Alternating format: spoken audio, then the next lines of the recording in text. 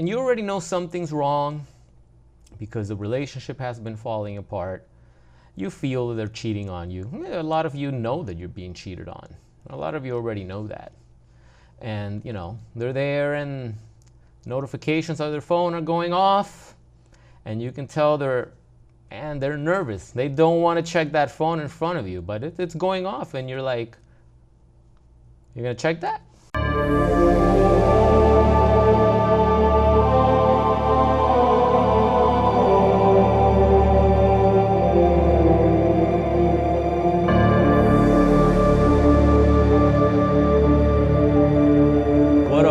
Welcome back to another episode of the Psychopath Exposure Show. My name is Kita. Thanks for tuning in today. What shall we talk about? People have been asking me do you even still think about your ex? Are you still pissed off? And for those who have been following the journey here with all the warriors and survivors in our community, and when you come out of this on the other side, you turn your life around, you focus on bigger and better things, you move on. You can't afford to carry the anger and the hatred for too long, because ultimately it destroys you and it gets in the way of your progress, of your healing, of your success. It's important at the beginning to get angry with the narcissist, to get angry with the person that cheated on you, to get angry with your abuser, to get angry at yourself for putting up with it for so long, getting angry at yourself for all the times you knew what was going on and you chose to look the other way.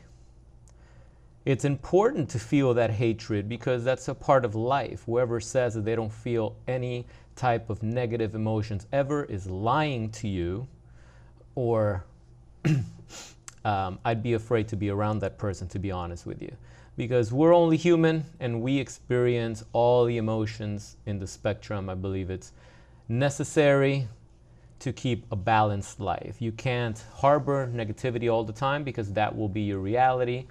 It's also impossible to live in the ultimate positive high vibe all the time, because then you wouldn't even appreciate that. It has to fluctuate.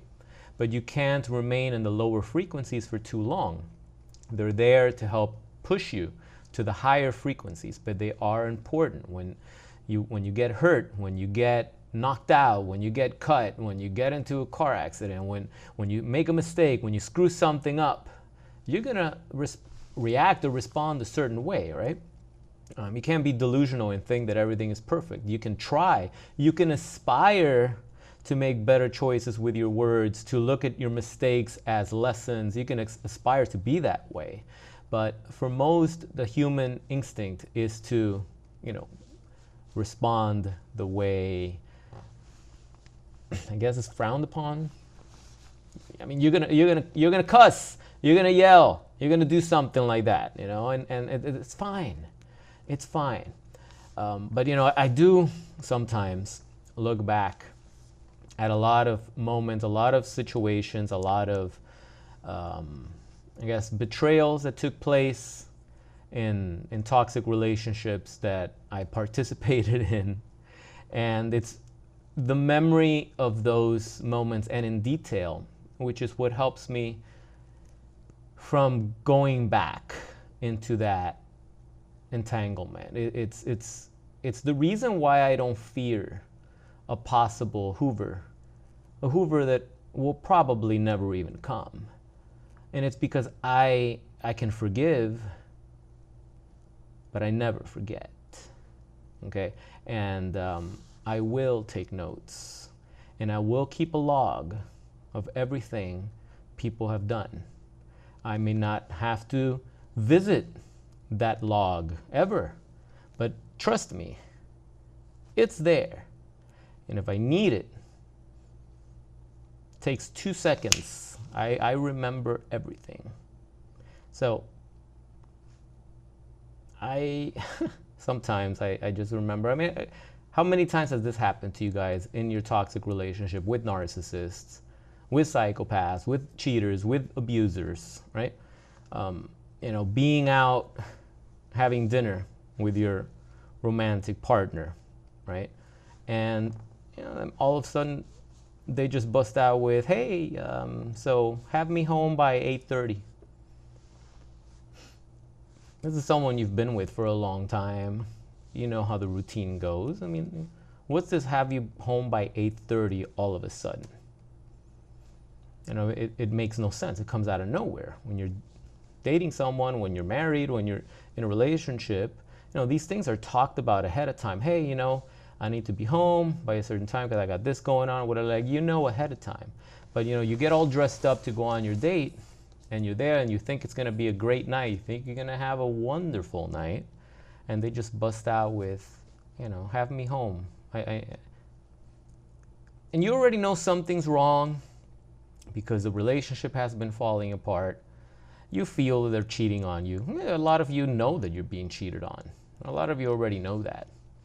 And, they're there and notifications on their phone are going off, and you can tell they're nervous. They don't want to check that phone in front of you, but it's going off, and you're like, you're going to check that?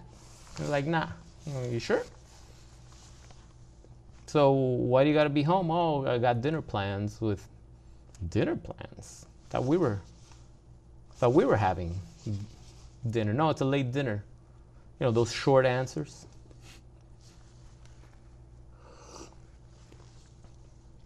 Who are you going to dinner with? Oh, with a coworker. Really? Some narcissists are really good at this. They're excellent liars, and they can fabricate a story on the spot that's quite believable. But not everyone that cheats or lies, not everybody that's doing something behind your back is actually good at putting it all together. And you guys notice that, and you catch it. You kick yourself in the ass later, especially years later when you get through this and those little memories come back and you're like, right? Going out with a coworker, you know damn well. That's the coworker that they're having an affair with. That's the coworker they're cheating on you with. Otherwise, they'll tell you their name. They'll be like, oh, I'm going out with Cece. I'm going out with Becky. Remember her from the party? We're going here. We're having a girls' night out. You should come say hi. You should, whatever, or pick us up. Something like have your boyfriend involved. Or if the tables are turned, have your girlfriend involved. Have your wife. But it's so secretive, enigmatic. And you're sitting there, and instead of saying what you have the right to say and to call out that behavior, it's like, what the fuck are you talking about, right? You go into quiet mode. You internalize it, hoping that your partner at the time will say something to soothe you or to give you some sort of clarity. But they don't, because they're wicked. They're wicked, and they're doing something, and they don't care how you feel. They don't care that it's torturing you. They don't care that it's destroying you. Every minute it's tormenting you. They don't care. They're going to go and do what they're going to do, and they're blatantly just telling, hey, it's Saturday night. Have me home by 8:30. I have an exam to take. Okay, so you can't take that exam in my house, and when you're done, we have a great night. You really? You go and you take them home, and then like 30 minutes later, hey, I got an 82 or I got a 94. Okay, great. So now are you coming over now or what? No, of course not. They're still dressed up. They had another date already lined up. But you knew it. You knew it. I knew it when it happened to me. I knew it. And it's those moments you kick yourself in the ass for not cutting it at that moment. And the reason you don't, if you're truly dealing with someone narcissistic, okay, they have that ability to stunt your ability to confront the situation. It's a phenomenon how it happens to almost every victim of narcissistic abuse. Somehow, if it would be anybody else in the world, you would call that out. That would be a fight. But when you're dealing with someone toxic like that, when you're dealing with a narcissist, with a borderline, with a psychopath, when you're dealing with people with antisocial personality disorder, with NPD, when you're dealing with those type of people, somehow it's like you are rendered useless. And that turns into trauma because now the brain doesn't trust you anymore. It doesn't trust that you're strong enough to make better decisions. It doesn't trust that when shit hits the fan, you're going to react with courage. Now, what happens is you punk out, you cowered out. Why? What are you afraid of? Of losing the relationship that already ended. You're afraid to get the confirmation that you already have and you already know. But you're afraid to actually get that confirmation that your significant other is actually having an affair and they're doing it blatantly in front of your face. We're on a Saturday night, the night that everybody looks forward to. You're working Monday through Friday. You're looking forward to that weekend to be with your special someone. And somehow you have to go to an early dinner because they have other plans that they didn't tell you about ahead of time, which they never have. It's not the way the dynamic of your relationship even goes, but suddenly they're interested in going out with a coworker. You see? So it's these memories that you cannot afford to forget. Because remember how you felt when they did that. Remember the look in their eye. They're not stupid. They know. They know that you know. They know that you're onto them. They know that you're bothered and they're nervous. And it's at that moment that the narcissist walks on eggshells too, because it's like they want to get caught to hurt you, but at the same time, they don't want to get caught at that particular moment. They want to have their cake and eat it too. They want to be in both relationships or all three relationships. They want to get the best out of everybody and somehow get away with it. And they know that you're onto it. And it kind of gives them a rush because it's like that risk of being caught. It's a thrill to them. But to us, it's ruining. Not only is it ruining our night, but it's ruining our emotional equilibrium. It's ruining our psyche. It's ruining our ability to trust. It's creating a cognitive dissonance within yourself because you tell yourself at the moment, hey, I don't want to be that guy that's jealous or that's untrustworthy.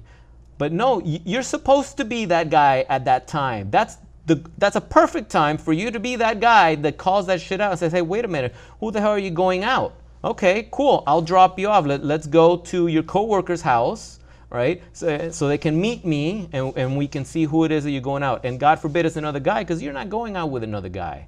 And just the fact that you would consider going out with another dude, right, without even telling me and playing this trick, that relationship is over, right? Hit the road. But we didn't do that. We let them go. We let them go and have their fun. And believe me, they were having a great time with that other person while you were home pissed off, calling your friends, telling them what the heck is going on. Can you believe this? Blah, blah, blah. You're going through all that shit. Guys, don't ever forget those situations. This is just one. I can give you guys a million, maybe not a million, but I can give you a lot, plenty, an abundance of examples, and I probably will in the next videos. Of things that our narcissistic, cheating, lying sack of shit did, okay? That sabotaged the relationship, severed the trust, broke the bond. I'll give you a million examples, and I'm sure the majority of you will be like, yes, that happened to me. How did you know? How did you know? They all do it. They all do the same thing. Someone said in a comment the other day how normal people are not so alike, but yet narcissists, they're all the same. Isn't that crazy? Normal people, we got 8 billion people in the world. Normal people are not the same. And yet we have a lot of, we got a lot of followers and we got a lot of people that just, whatever the media says, they buy into. They're spoon-fed music, they're spoon-fed whatever. But, everyone's unique. I mean, even the narcissists are unique, but they do have those patterns that are textbook. And they all do it. They all do it. And then if you go a step further and you study the victims and the survivors, it's like they all have the same patterns too. And they all feel the same way as well. Crazy how that works. You know, so some people ask me, Kira, do you think she's a narcissist or not? It's like, look, I can't diagnose anybody. You know, for a narcissist to be diagnosed, they need to be seeing a clinician, psychotherapist. They need to be in treatment, seeing this therapist for quite a few sessions in order for then the therapist to make that diagnosis. And a lot of times they get it wrong because a narcissist is so clever at fooling the therapist. So it's not about the diagnosis. It's about your boundaries, your moral standards. Is what your partner doing abusive? Is it crossing the line? Is it destroying your morals? If it's going against your bond, your vows, trust, is that out the window? Betrayal? How many of you guys think cheating is okay in a relationship? Just curious.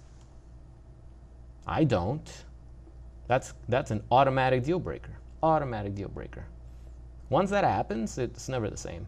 Even if you take them back because you're afraid of being alone, you're never going to be happy. You can be in the middle of an intimate moment and your brain is going to be like, can't believe you're sleeping with this person again, knowing that they had someone else just the other night or possibly that very same day. You won't be able to enjoy it anymore. There's always going to be something wrong because it's broken. It's been severed. You can forgive, and we forgive to set ourselves free, to let go of the baggage, to not carry that shit wherever we go, and to not project that onto the new person that maybe life is finally blessing us with because we let go of the trash. We forgive for ourselves.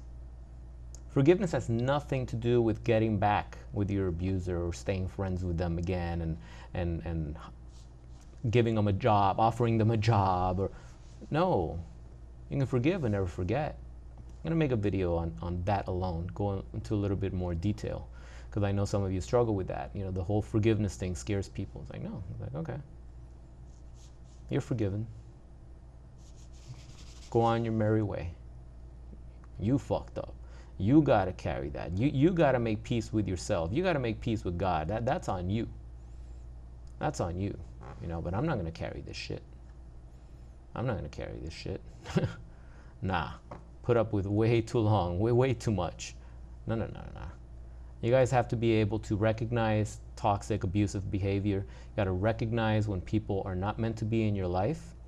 You got to recognize when somebody has broken the privilege of even having even an acquaintanceship with you, and just know that, hey, that relationship has expired.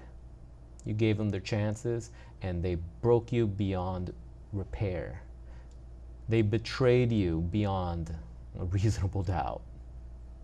There's no coming back. And if you do, well, then you deserve the consequences. I've been there. I gave people chances where they had already run out of chances. I had to suffer the consequences. It's not easy. If you want to make things easier, you got to make the tough decisions. Tough decisions of cutting those people out of your life. And it's like, that's it. There's nothing else to talk about. You did this to yourself. Oh, I'm not going to get into an argument. That's it. We're done. It sucks, but what's the alternative, right? To continue living in that perpetual nightmare? No, I don't think so. Life's too short for that. Trust me, life's too short for that. So,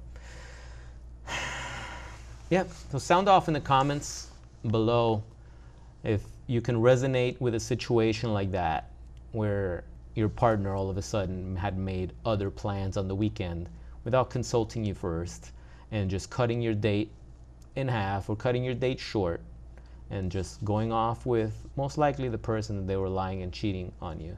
And remember that when they went ahead and did that, they stopped texting you and they stopped answering your calls, right? All of a sudden their phone went dead. I forgot to mention that part. That part always makes me laugh. And feel free to share similar experiences as well, and I'll screenshot it and read them on future videos so we can all have a chuckle together. All right, guys, so if you got some value, as always, drop a like on the video, subscribe, and if you like to work directly with me, I have a private coaching program. We can work one-on-one over Zoom and talk about the situation, put together a plan, an exit strategy, how to recognize the red flags, how to deal with this, how to move forward, how to recover from the trauma, how to rebuild your life. I would love to work with you. So just drop me a line. I have a link below in the description of the video. And for now, guys, do the best you can to move forward. Do the best you can to move forward. But never forget the ones that did you wrong and how they did it. Because when they try, and believe me, a lot of them try to come back and screw you over again, try to get something from you again because they think you're a doormat. Don't ever forget what they did. Remember that. Remember that. And that's the reason you don't allow them back. As much as deep down you want to, because maybe you haven't found a better connection, someone new, and it sucks, you're tired of being alone, you got to remember, that's the reason why I can't let you back in. Got it? Remember that. It'll serve you in the future, okay? So, hope you guys are having an amazing day. Thanks for watching the video to the end. My name is Kira. This is Psychopath Exposure. Hope you guys have an amazing rest of your day, and I'll see you guys in the next video. Have a good one. Peace.